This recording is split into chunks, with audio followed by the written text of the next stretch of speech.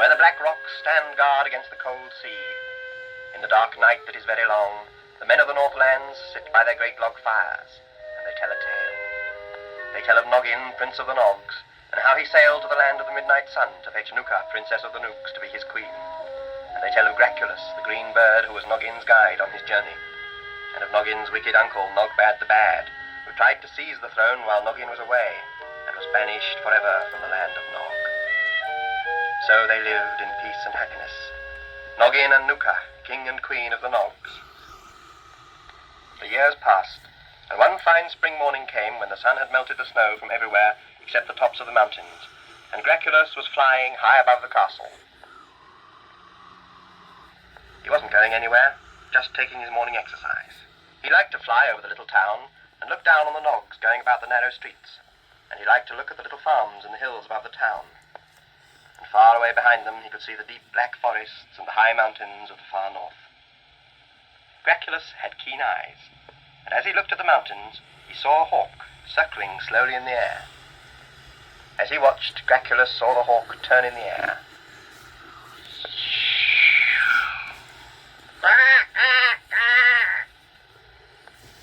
Aha, thought Graculus, the hawk's prey is fighting back, and he flew over towards them.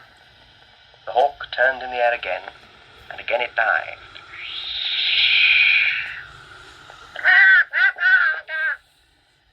That's no rabbit, thought Graculus, and he flew down among the rocks to see what it was. Out of my way, you scraggy parrot! I'll cut you up in mincemeat. Here, I say, take it easy. Watch what you're doing with that carving knife. It looks sharp. Out of my way, you green-faced chicken! Look out! You nearly hit me with that. For goodness sake, will you stop waving that thing about before I have to drop a rock on you? You're another evil buzzard, and I'll eat you for dinner. I'm not an evil buzzard, and it's not nearly dinner time yet. Now, do please put away that knife and be sensible. Are you not a hawk come to eat me? I'm not a hawk, and I don't want to eat you at all. The hawk has gone away, and I will not harm you so long as you stop waving that knife about. Aye, that's a relief. Yon hawk near had me on the ledge up there. I had to fight him with my broadsword. And very well you did it too, if I may say so. The hawk was quite bald in places by the time it went. Aye, we plucked a feather or two from that fowl, but it's lost me a bit of time on my journey. Where are you from, little man? I'm from the Hot Water Valley, beyond the Glass Mountains, and I'm not a little man. I'm the biggest and strongest in the valley. From the Hot Water Valley, are you? I heard tell of a little people who live in the hidden valley behind the Glass Mountains, but nobody has ever seen one of them. Well, you're looking at one now. We're a strong people, tall as the summer grass, and I'll not have you call us little. I beg your pardon. My name is Graculus. I am the royal bird of the land of Nog, guide and protector of Noggin, Prince of the Nogs. I am called Ronf. I'm a farmer from the Hot Water Valley, and it is to Noggin the Nog I come with a message from my people. Greetings, little man, and welcome to the land of Nog. Greetings, bird. And if you call me little again, I'll spike you with my broadsword. I beg your pardon. I forgot. Now we must get you to Noggin. Would you care to fly? I could easily carry you, you know. You're only a little... I mean, you don't look heavy. I'd not mind. It'll save me a day or two's walking. And I've got a rope. I can make it into harness. Here you are then, bird. Try if you can lift me. Are you all right, Rolf? Fine, Graculus. Away you go.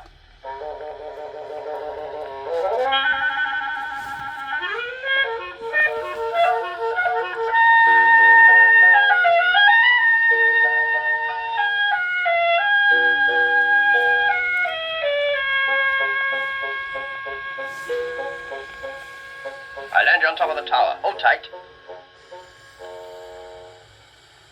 I'll go and find Noggin.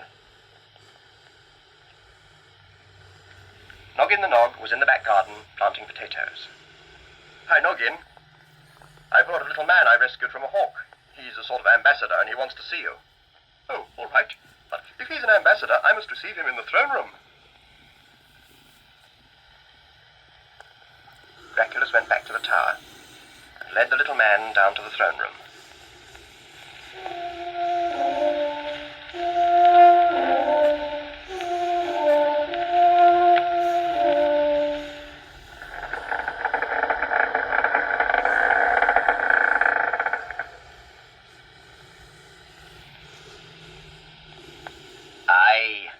yon bird was right.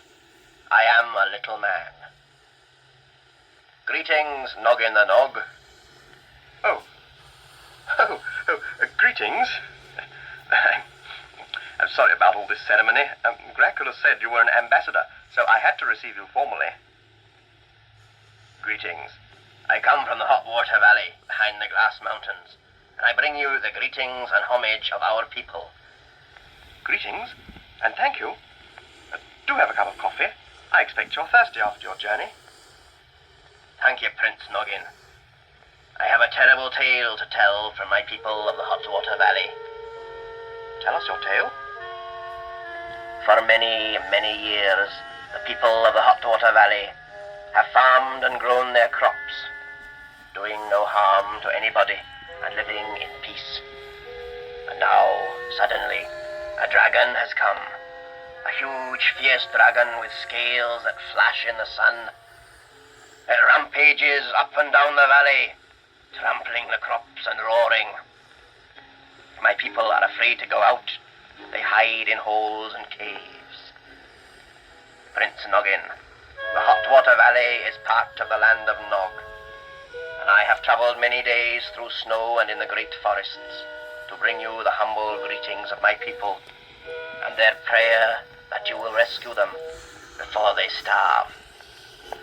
Oh, dear. I am sorry to hear that. We really shall have to see what can be done about it. And Noggin called the captain of his guard, the fierce Thornogson. Thornogson, are you any good at fighting dragons?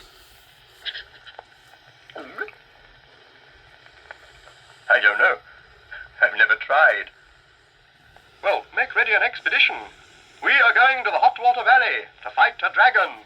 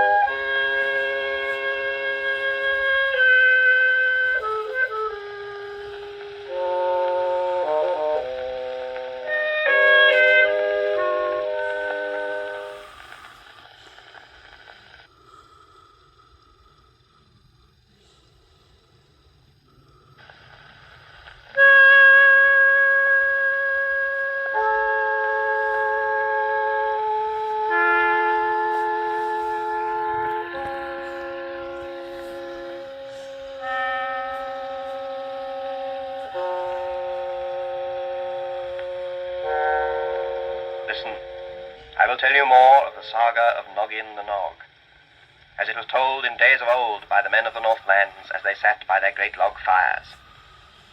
I told you how Gracchus, the green bird who was Noggin's guide, rescued a little man on the mountainside who was being attacked by a hawk and carried him back to the castle. And I told you how the little man told Noggin that his people, the little people who live in the Hot Water Valley, were being persecuted by a huge dragon that was rampaging up and down the valley, roaring and trampling their crops. And the little man begged Noggin to come and rescue them before the crops were spoiled and the people starved. So Noggin called his captain of the guard, the fierce Thornogson. Thornogson, are you any good at fighting dragons? I don't know. I've never tried. Well, make ready an expedition. You and I are going to the Hot Water Valley to fight a dragon. Hooray! We're going to fight a dragon! We're going to fight a dragon! And Thornogson, delighted with the news, ran off to the royal armory to find weapons. Noggin and Runf got a long sledge with wheels and runners, and 6 strong dogs to pull it. Provisions they got from the grocer, corned beef and candles, boiled sweets and biscuits, and new boots with iron spikes from the cobbler.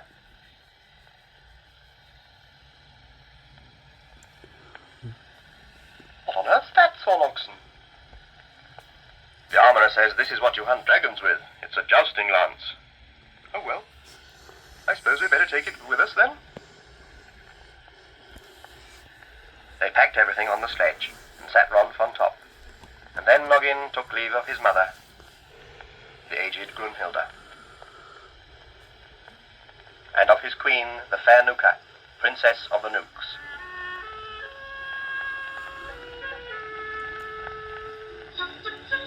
And as the sun rose over the castle, they set off up the valley.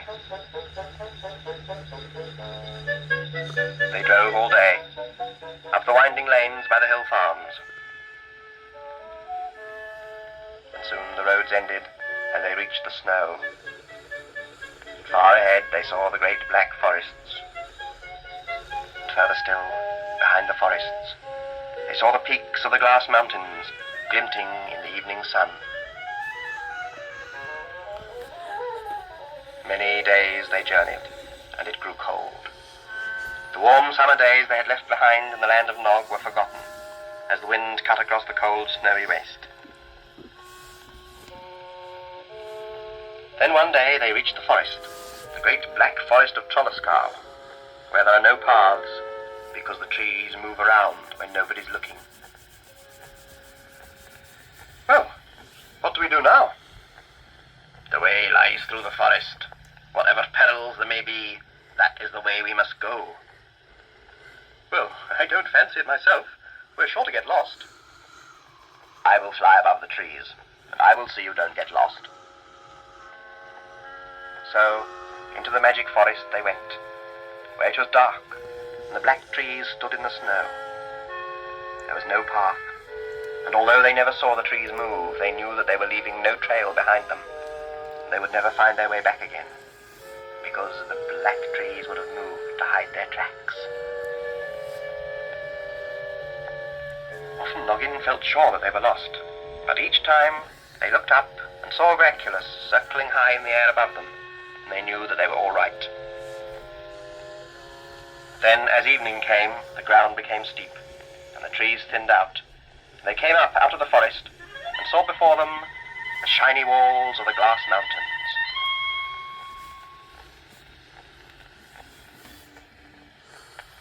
They set up their camp behind a rock, and they made a fire to warm their toes. And they had boiled eggs for tea with toast to dip in them, and everybody was pleased they had come so far without any trouble. All, that is, save Graculus. He looked sad. Come, Graculus, what ails you, old bird?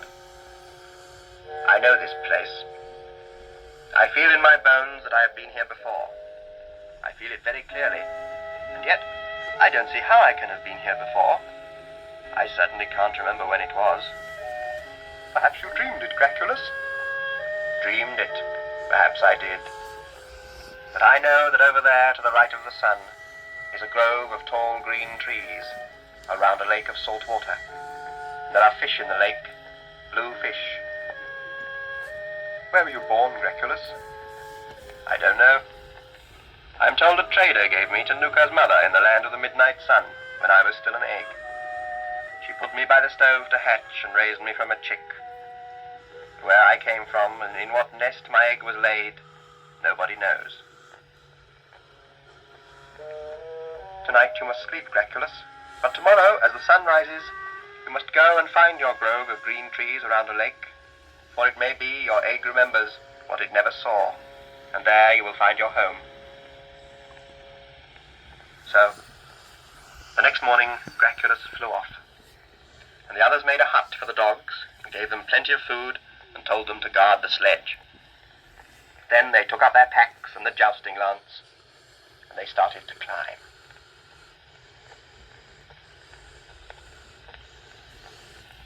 It was a long, steep climb, and some of the way they had to tie themselves together with ropes.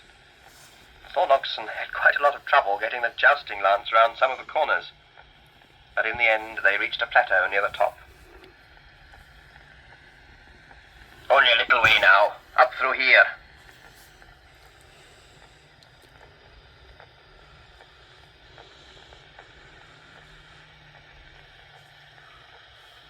Ron? Come on, Noggin. I'm stuck. Oh, don't be silly, we're there. This is the hot water valley. I can't help it, I'm stuck. The tunnel is too narrow for Noggs, and I'll have to go back. Fall, Thornogson.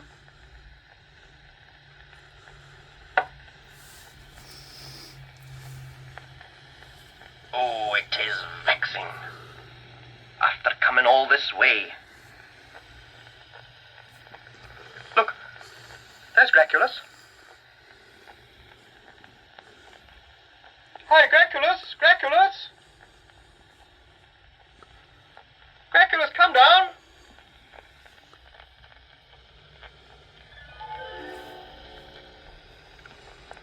Oh, Graculus, thank goodness you're back. There's terrible trouble. We're too fat to get through the tunnel. We'll have to think of something. Ark. What do you mean, ark? I said we'll have to think of something.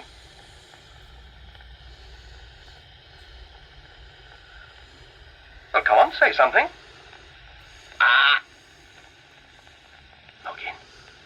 It's not Graculus. Oh, don't be silly. Of course it is. Look at it. Well, look up there.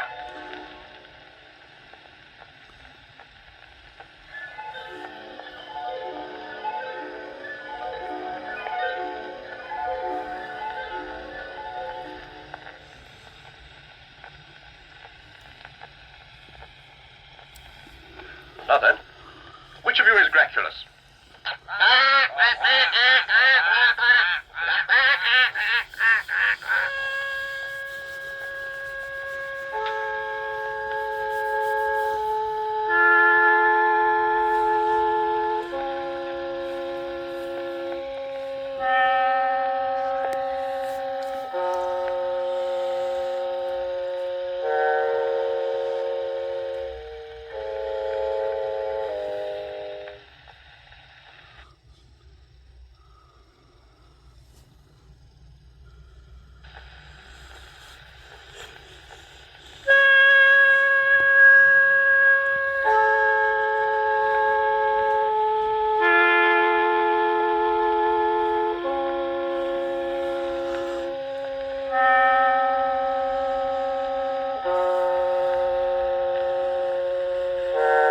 Listen, I will tell you more of the saga of Noggin the Nog, as it was told in days of old by the men of the Northlands as they sat by their great log fires.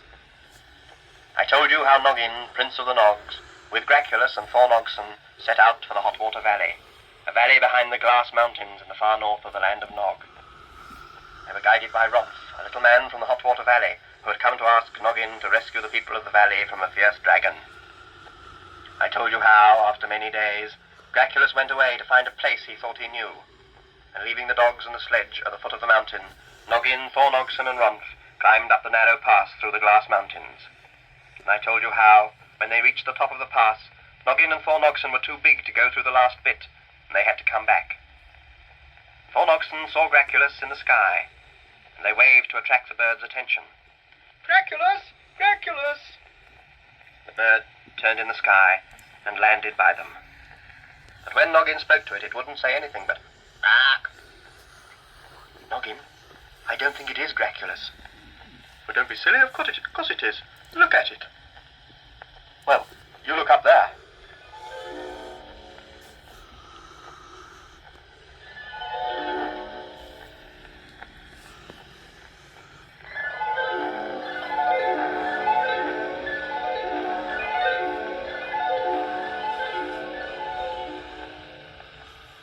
Now then, which of you is Graculus?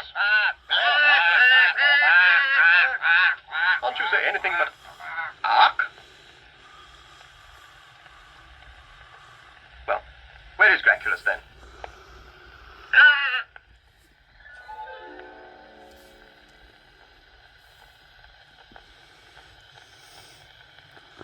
Sorry I was so long.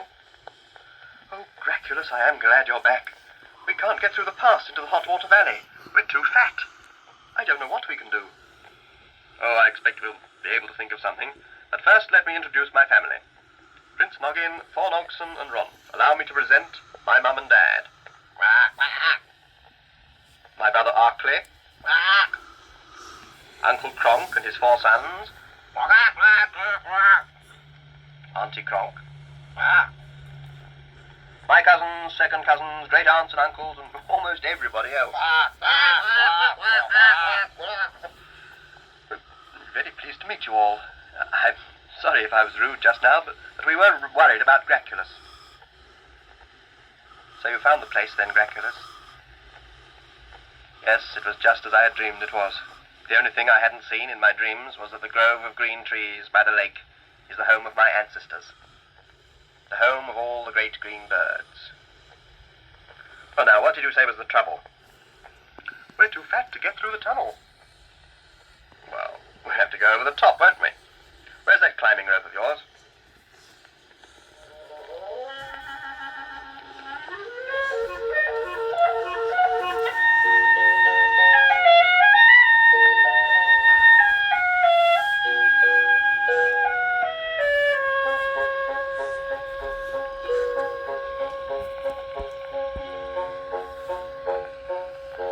Welcome to the Hot Water Valley. Thank you, Ron. And thank you, birds, for carrying us.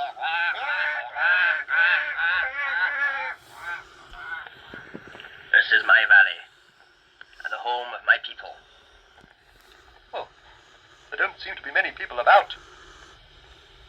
Oh, they're there, all right, hiding in caves and holes in the ground for fear of the dragon. Come down to my house. It isn't far from here, only keep very quiet. And if you hear the dragon, you must hide at once.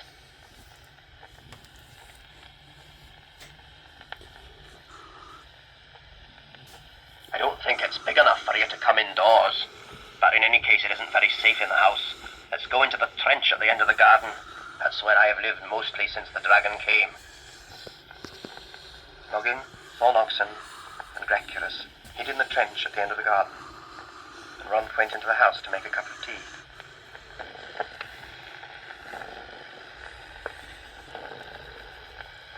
What was that?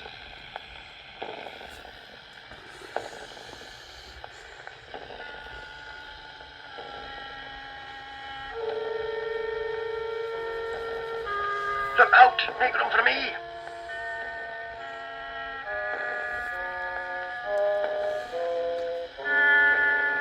It's coming.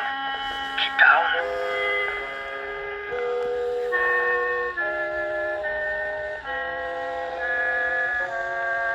Keep down.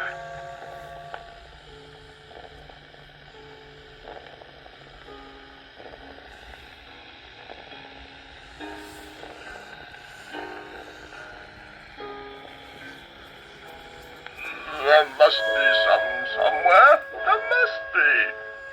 There must be some somewhere. Oh, dear.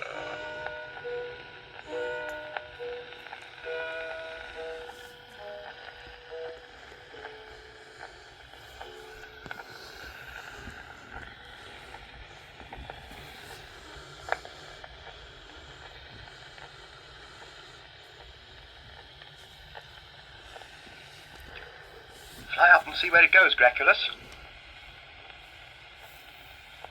It's flying up into a valley on the side of the mountain. Look over there, you shall be able to see it.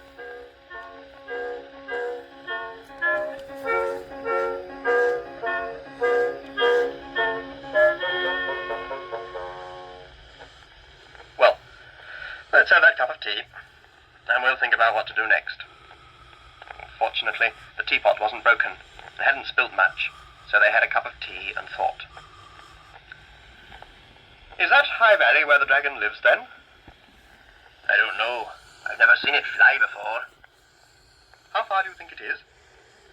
It's about 4 miles to the foot of the hills there. Then it may be a pretty stiff climb up to where the dragon is. Well, Thorn Oxen and I had better go and see if we can get a closer look at it. And Graculus had better stay here with you, Ron. It'd be too easy to see flying. He can't walk faster than an old duck. You can't fly at all. Come on, Thorn Oxen. Bring your spike. Thorn Oxen shouldered his jousting lance, and away the Nogs went, down the path through the valley. They passed the tiny houses and fields and hedges of the little people, and everywhere they saw the dragon's footprints, and nowhere did they see a living person. Soon they reached the hills where the dragon had gone. They began to climb. It was a stiff climb, sometimes through grass and rocks, and then up a steep little hill of scaly rocks.